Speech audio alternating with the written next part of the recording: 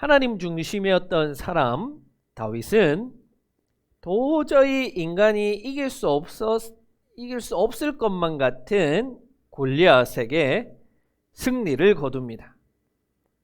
이로 인해서 블레셋 진영의 사기는 땅에 떨어졌고 이스라엘의 사기는 충만해졌습니다. 전쟁은 지도에서 보듯이 유다 땅 한복판 엘라 골짜기에서 일어났습니다. 이제는 전세가 역전이 되어서 블레셋의 5수도 가운데 하나인 에그론까지 밀고 올라갈 정도로 전쟁에서 큰 승리를 이스라엘이 거두게 되었습니다. 골리앗 한 명을 이기지 못해가지고 전쟁에서 패배하고 질 것만 같았던 전쟁이었지만 그 골리앗을 다윗이 무찌르자 이스라엘은 큰 승리를 얻게 된 것입니다. 그리고 이 전쟁을 마무리하고 많은 전리품들을 가지고 이스라엘 땅으로 돌아올 때 모든 서금의 여인들이 나와서 꽹과리 치고 소구치고 환호성을 지르고 기뻐하고 노래하고 춤추면서 사울 왕을 환영했습니다. 오랜 기간 동안 블레셋에게 압제당하고 있던 이스라엘이 참 얼마나 기뻤는지, 그 압제에서 벗어난 순간이 얼마나 행복했는지를 이 여인들의 모습을 통해서 알 수 있습니다. 이 여인들이 환호성을 지르면서 이런 노래를 부르는데 사울은 수천 명을 죽이고 다윗은 수만 명을 죽였다. 우리 옛날 성경을 여러분들 잘 기억하고 계시죠? 다윗이 천천히예요? 다윗은 만만이요 사울은 천천히로다. 우리 옛날 성경 이 구절 너무나 잘 기억하고 있잖아요. 이 옛날 성경은 번역할 때 이게 노래니까 좀 노래 가사처럼 보이도록 천천, 만만 이런 표현을 한 거예요. 원어로는 사울에게는 천이요 다윗에게는 만이로다, 이런 번역인 거예요. 사울 입장에서는 골리앗 때문에 전쟁을 이기지 못해서 아주 골머리가 아팠는데 그렇게 불리했던 전쟁을 이기게 되니까 너무나도 기뻤지 않았겠습니까? 그렇게 기쁜 마음으로 온 백성들이 환영해 주는 가운데 개선 장군으로 그 개선 행진 행렬의 맨 앞장서서 온 축하를 받으면서 들어오고 있는데 여인들의 노랫소리를 들으니까 짜증이 확 나는 거예요. 기분이 팍 상한 거예요. 거기서 끝나지 않고 생각할수록 화가 치밀어 올랐대요. 사울이 화가 날 만도 하지 않겠어요? 이 개선행진의 주인공이 누굽니까? 사울 왕이잖아요. 사울 왕.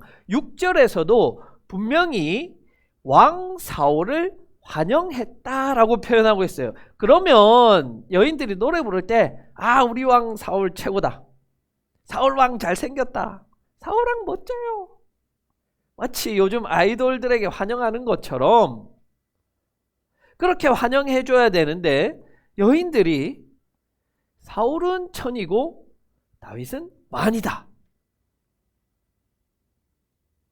이것은요 사울의 자존심을 탁 건드려 버린 거예요. 누가?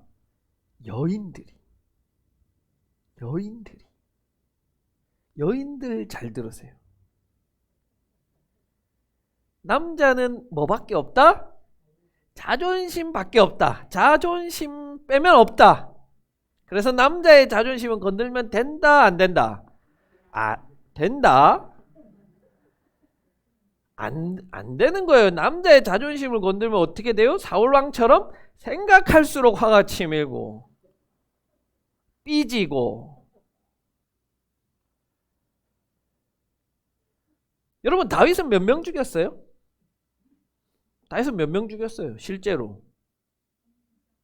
한 명 죽였잖아요. 골리앗 하나 죽였어요.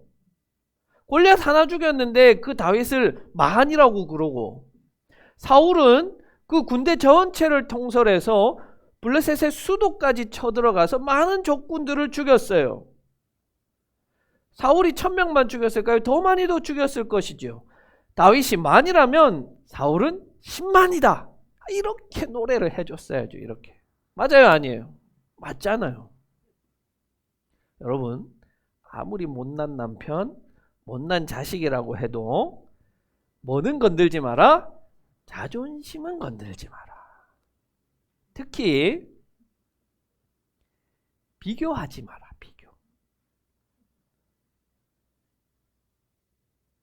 옆집에 누구는 설거지도 해준다더라.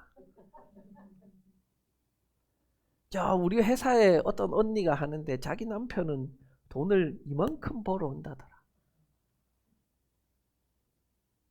그런데 너는 뭐하노? 여러분, 비교한다는 것은요, 좋은 것이 하나도 없어요. 하나도 없어요.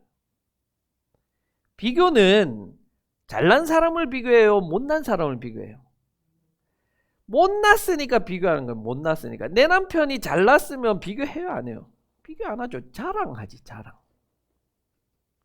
못난 사람을 비교하는 거예요. 그렇게 비교당하면 자존감은 떨어지고 자신감이 떨어지고 자존심 상하게 된다니까요. 그러니까 사울이 삐딱하게 나간 거 아니에요. 자, 그러면 사울이 보인 이 폭력성과 이 잘못된 심성은 누구 때문이다? 여인들 때문이다? 여인들에게 책임이 있다? 사울이 다윗을 죽이려고 창을 던졌는데 그 책임은 누구에게 있다? 여인들에게 있어요? 진짜로? 아니잖아요, 여러분. 성숙한 사람이라면 그 성숙한 사람은 외부에서 어떠한 자극이 오든지 도전이 오든지 여인들이 비교를 하든지 욕을 하든지 폭력적으로 대응하는 사람이 아닌 거잖아요. 사울의 소심한 태도 또 폭력적인 이런 성향은 그 원인이 외부에서 오는 어떤 비교, 자존심 상하게 하는 것, 이게 아니라 그 내면에 이미 문제가 있다는 거예요. 무슨 문제가 있을까요? 많은 설교가들은요, 사울이 악신에 들려서 하나님이 부르신 악한 영 때문에 정신병에 걸려서 그렇다, 이렇게 이야기하지만요, 다른 한편으로 이 심리학자들은요, 사울의 그 내면에 좀 보다 복잡한 상황이 있다, 그 복잡한 문제를 가지고 있다는 견해를 보여줍니다. 특히 이 당시 사울의 나이가 중년에서 노년으로 넘어가는 나이예요. 바로 여러분들 나이라는 거예요. 그래서 우리 성도들이 이 사울의 상황을 좀 잘 참고할 만하다는 거예요. 그래서 준비했습니다. 평택대학교 신학과 교수인 한동구가 쓴 논문, 사울의 공격성과 폭력성 연구, 우리 교회 홈페이지에 올려뒀습니다. 재미있으니까 꼭 보세요. 우리 교회와 성도 수준은 어느 정도 수준이다?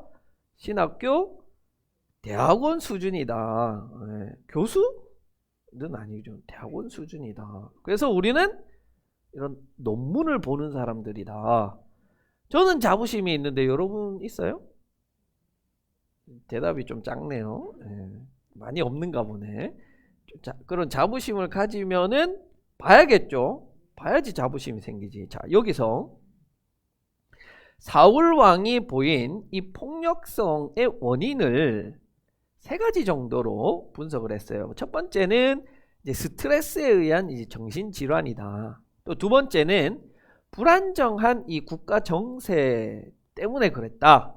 그리고 세 번째는 이 불안정한 왕이, 그리고 아들 요나단에 대한 이 왕위 계승을 해줘야 하는데 이것이 불완전한 상황, 그것 때문에 사울이 공격성과 폭력성을 보였다.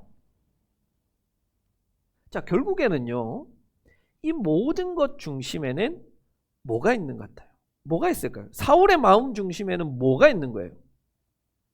불안감이 있는데 그 불안감의 원인은 왕위에 있는 거예요. 왕위. 사울의 중심은 자신의 왕위를 지키는 것에 있다는 거예요. 그래서 왕위가 위협받는 그 불안전한 상황이 되니까 극도로 스트레스를 받고 불안하고 우울증이 오고 마침내는 타인에 대한 공격성과 폭력성으로 나타난다는 거예요. 만약에 여러분 사울이 다윗처럼 왕위 중심이 아니라 그 중심에 하나님 중심이었다면 어떻게 대처했을까요? 하나님이 중심이었다면 자신의 왕위를 지키는 것, 자기 아들이 왕이 되는 것이 그렇게 중요했을까요? 그렇지 않았을 거예요. 스트레스 받지도 않았을 거고 불안하지도 않았을 거예요. 그러나 그는 오로지 자신의 왕위를 지키는 것, 그리고 그 왕위를 자기 아들인 요나단이 물려받아야 되는데 요나단이 어떻게 말해요? 19장에 가면요, 다윗 네가 왕이 돼야 돼. 얼마나 스트레스가 받겠어요. 이 하나밖에 없는 아들이 왕이 돼야 되는데. 그래서 이 중년의 나이에서 노년으로 넘어가는 약 한 60세쯤 됐던 것 같아요. 이 노년으로 넘어가는 이 왕은 그렇게 스트레스와 불안이 내면적으로 가득했던 것처럼 보여요. 자, 그런데요, 논문을 하나 더 봅시다.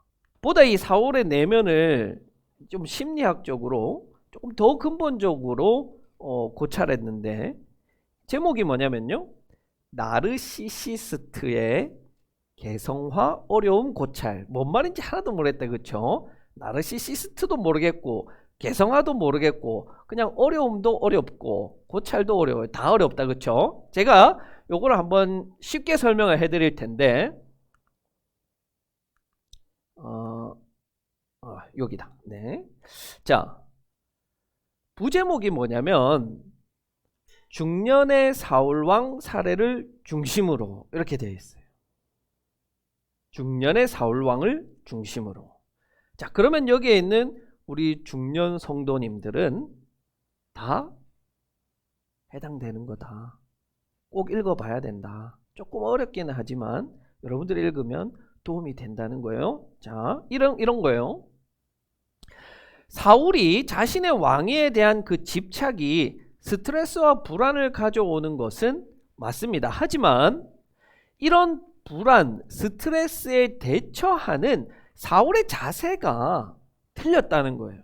건강하지 못한 모습을 보여준다는 거예요.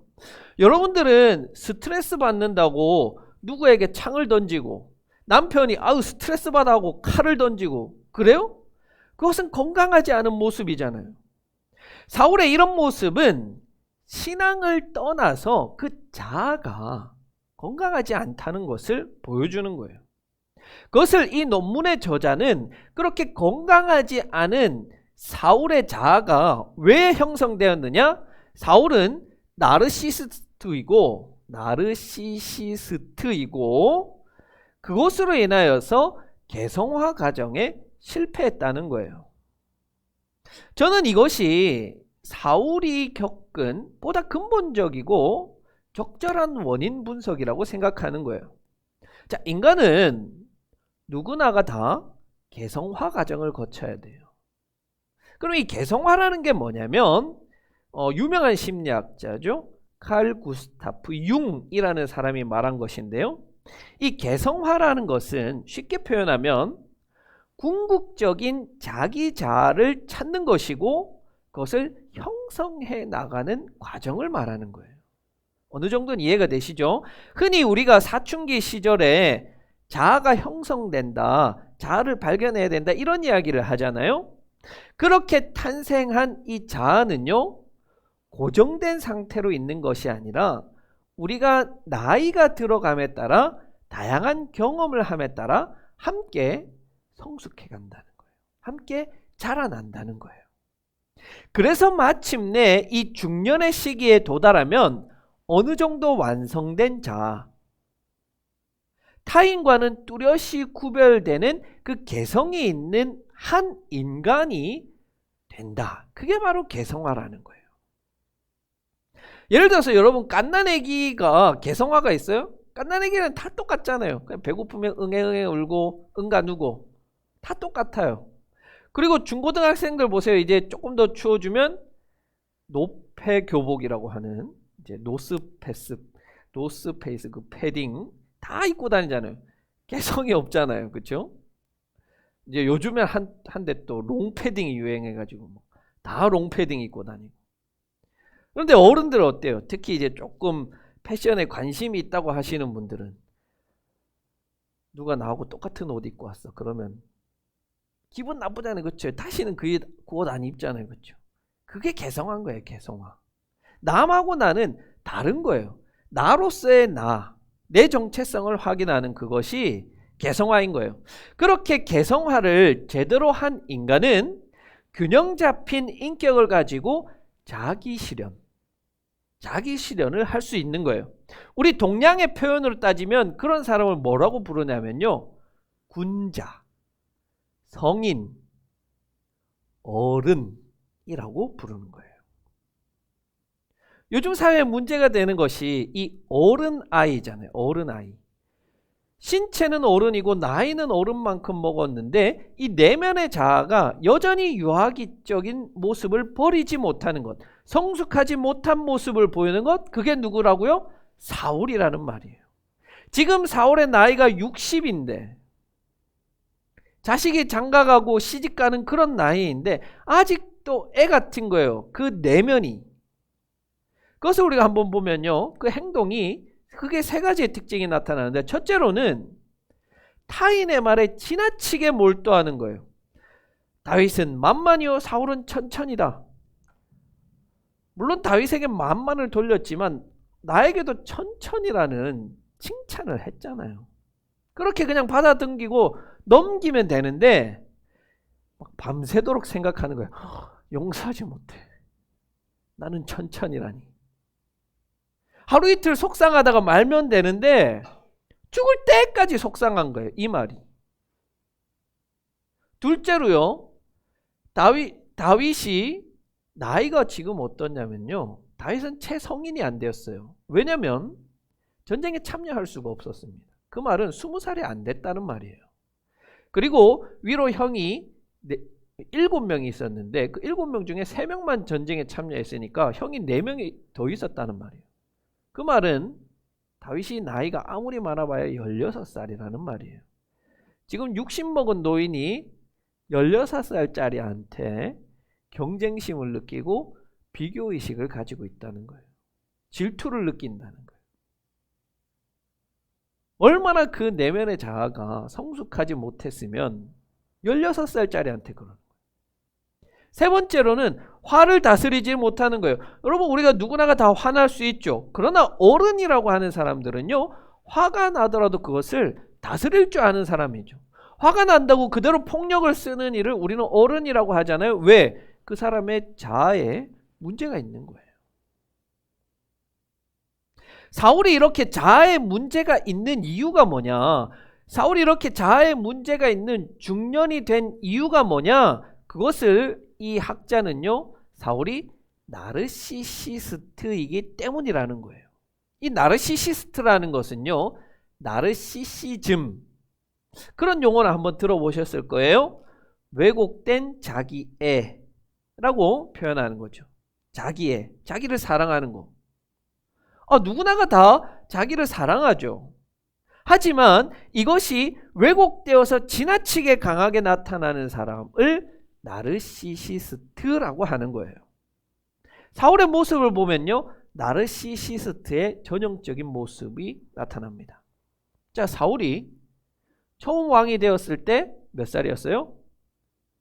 40살이에요. 40살. 40입니다. 그가 왕으로 추대되자 어떻게 합니까? 짐짝 사이에 숨어버렸어요. 어떤 사람은 이것을 겸손이라고 보기도 하지만 그는 대중 앞에 서는 것이 너무나도 두려운 사람이었던 거예요. 그런데 그것이 청소년기 시절 어릴 때는 그럴 수 있지만 40이 먹었는데 대중 앞에 서는 것이 어려운 사람.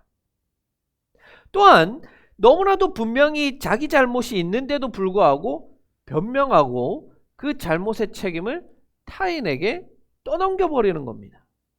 하나님에게 버림받자 그 책임을 다윗에게 전가시켜서 다윗을 죽여버리고 합니다.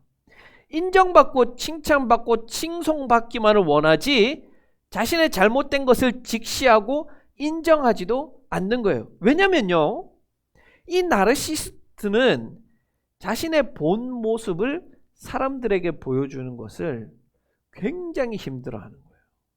사람들이 자신의 그 본 모습을 모르기를 원하는 거예요. 비겁하고 책임감 없고 소심하고 실패를 두려워하는 그 나르시시스트는요, 자기를 사랑하지만 사랑하지 않는 사람이에요. 무슨 말이냐면 타인에게 칭찬받고 점잖게 보이고 성공적으로 보이는 이 외면의 나는 사랑하는데 내면의 소심한 나, 내면의 성숙하지 못한 나, 타인에게 보여주고 싶지 않은 그런 나는 혐오하는. 그래서 이런 사람은요, 자꾸 겉으로 자신을 포장하려고 하는 거예요. 남에게 좋은 모습만, 칭찬만 듣고자 하는 거예요. 이런 사람이 오늘날 교회에도 있습니다. 사람은 누구나 개성화의 과정을 거쳐서 진정한 자기 자신의 모습을 보고 자신을 직시할 수 있어야 해요.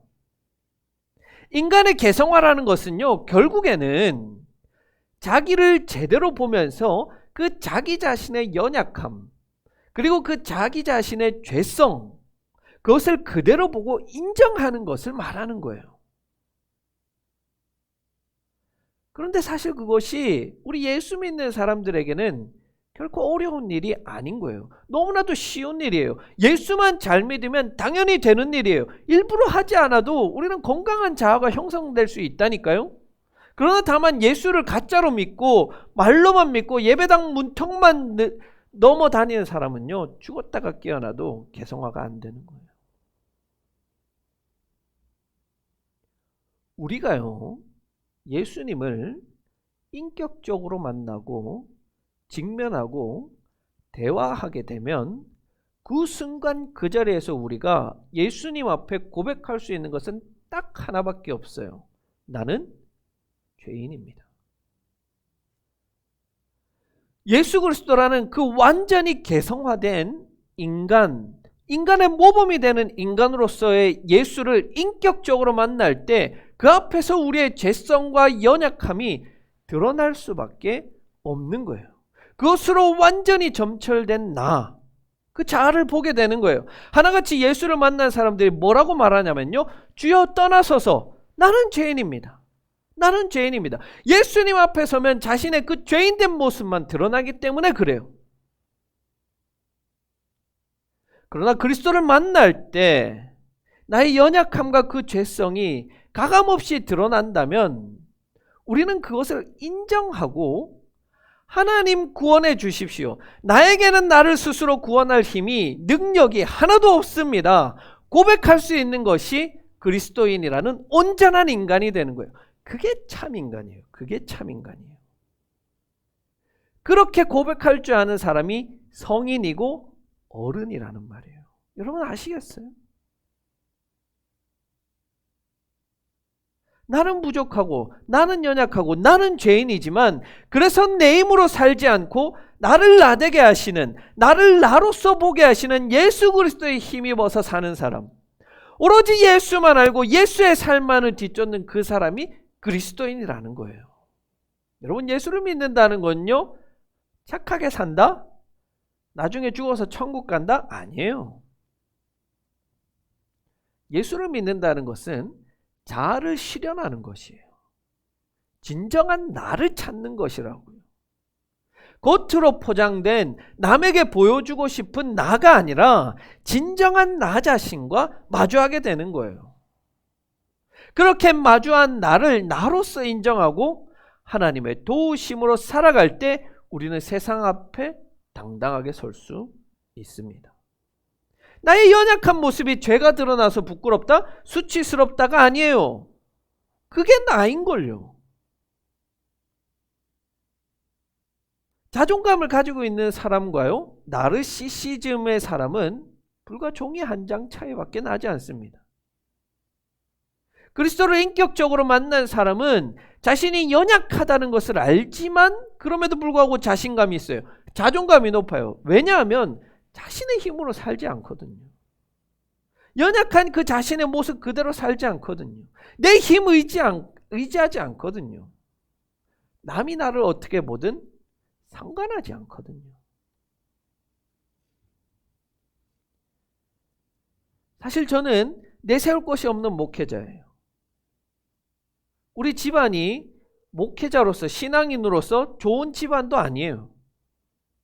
그렇다고 대단히 큰 교회에 목회하는 것도 아니에요. 잘 나가는 스타 목사도 아니에요. 그것만 보면 저는 별 볼 일 없어요. 부끄러워해야 하지만 저는 그런 남이 저에게 하는 시선과 평가에는 관심 없어요.